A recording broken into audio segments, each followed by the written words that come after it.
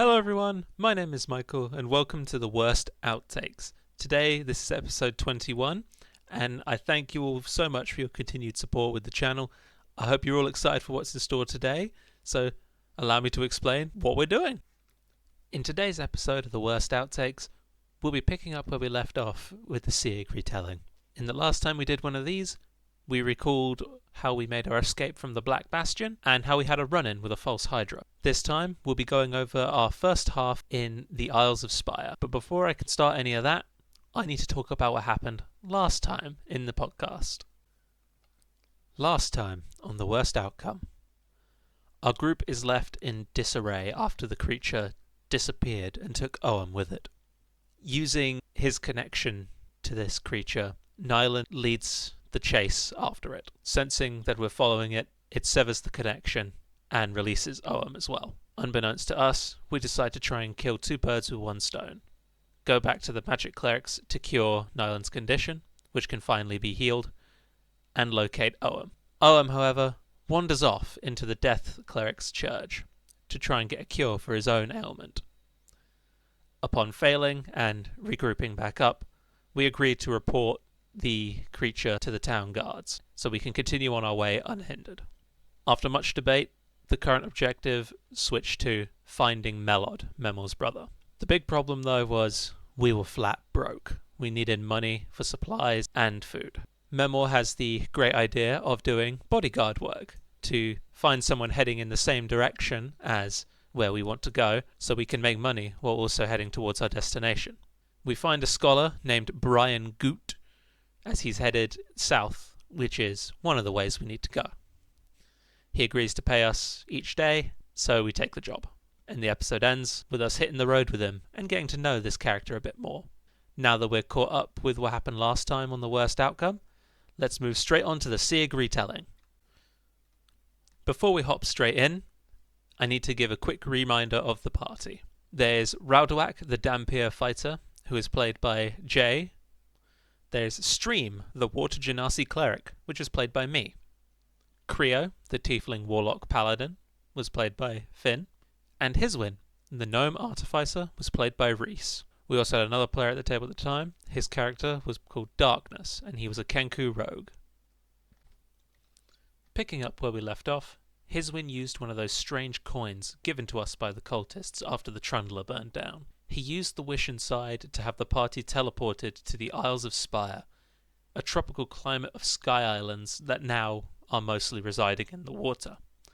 It was the first bit of peace our party had had in quite a while from the constant chase of the undead horde, so for the first time in a long, long while, they can just enjoy the safety for a day. They all decide to split up, walk around, do some shopping, and explore the new sites while they could. During this time, however, Darkness slips away from the party to never rejoin our efforts. While wandering around, night swiftly approached. Stream wasn't feeling too good. He received a wound in the battle while trying to escape Gulmore. A wolf had bitten him and it was starting to burn again.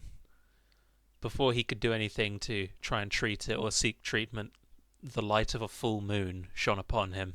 An unescapable rage burned within as he was forcefully shifted through lycanthropy into a were-shark, given his nature to the oceans. Unable to control himself, this new form went on a rampage throughout the town. It started killing people left and right, tearing them apart, devouring. It got so bad that through destruction of the ground, it revealed the assassin's clade that was hidden within Spire. He slaughtered a majority of their members, forcing them to go back into hiding. During this time, the rest of the party catch up with the noise of what's going on to find this monster wreaking havoc. A short battle happens, but eventually the light of the moon fades and Stream is brought back. Upon waking up, Stream would use a spell to try and make himself feel better for the time being. The group take a rest and talk about what just happened. In the next morning, Hiswin tells the group about a book up in one of the still floating sky islands called the Book of Worms, an old tome of potions and how to make them, one that contained a majority of the recipes from the old era. He was hoping to use the knowledge inside to help make stronger potions, and as an added bonus, maybe there might have been a cure for this lycanthropy inside. The group agreed to help him, as they all agreed to stick together and formulate a plan to reach the Sky Island. This plan, however, goes very, very wrong. On the ascent, 2 of the members couldn't quite make it and started to plummet. Raudoak and Hiswin make it onto the island directly. However, Creo and Stream end up falling. Stream's able to save himself with the cast of a spell. However, to save Creo, Hiswin takes out a cursed helmet within his bag and puts it on. This, however, dealt heavy damage to one of his eyes, making him nearly blind in one of them. Worse still, Creo was put face to face with the World Tyrant, a large dragon who steals the souls of other dragons to continue its lifespan. A very powerful being, as the name would suggest. He offers Creo to become his herald, and Creo asks for some more time, which he is given. Up on the Sky Island itself, however, Raudoak and Hiswin come face to face with a Barbalang, usually friendly, but something has changed it, made it even more demonic than usual. Instead of asking them to politely leave, it bared its claws and attacked the 2. They had to take this monster on with just the 2 of them, and somehow they managed to beat it. On the other hand, Stream and Creo fell to the floor below. They were back inside the town, however something weird was happening. A bunch of ghosts started popping up out of nowhere. While waiting for the other 2 to be finished up in the island, they hold ground and stop the advance of the ghosts. Once the battle was concluded, Hiswin finds and takes the book he was looking for, as well as a magical item.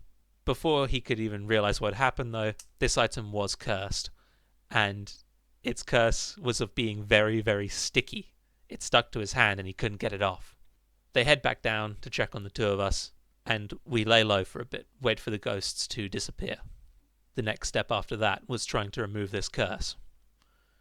We raced to a church to see if we can remove this curse, however learned that times are tough for every business because the new leadership in Spire has raised taxes to an unlivable level. He said he would remove the curse in exchange for a job. He tasked us with killing the official who was in charge of collecting said taxes. Hiswin agreed to this instantly, not really liking taxes very much. After leaving and finding a place to rest for a bit, Hiswin reveals to us that he is in fact the true heir of Spire, the prince, if you will.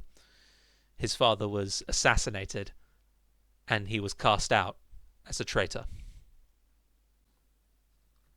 After that revelation, it was back to business. The name of the official we were after was Lord Margot, the commander of Spire's Griffin Knights. Getting to him would be tough. He was stationed on a plateau, surrounded by a moat. This plateau was also armed with an instant fortress, heavily armed guards, and a huacha mounted on top. They tried to sneak in by floating over the moat to find out that it has a sort of gravity field, plummeting them to the water below.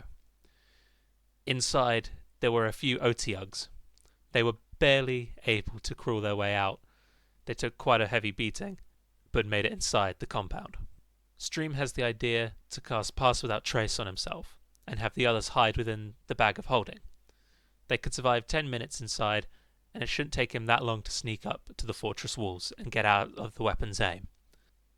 Everyone gets inside, he grabs the bag, and gets moving. His stealth was good, the spell helping out. However, the guards were too perceptive. They spotted him. They shouted out his location, and the guard manning the huacha shot. The rain of arrows fell upon him, and he crit failed the dexterity saving throw. Before impact, Stream was able to throw the bag of holding to a safe location, so it wasn't damaged or seen. However, he was not able to save himself from the wall of arrows that pinned him to the floor and killed him instantly. The first player death of the campaign had happened. And with that, the recap comes to a close.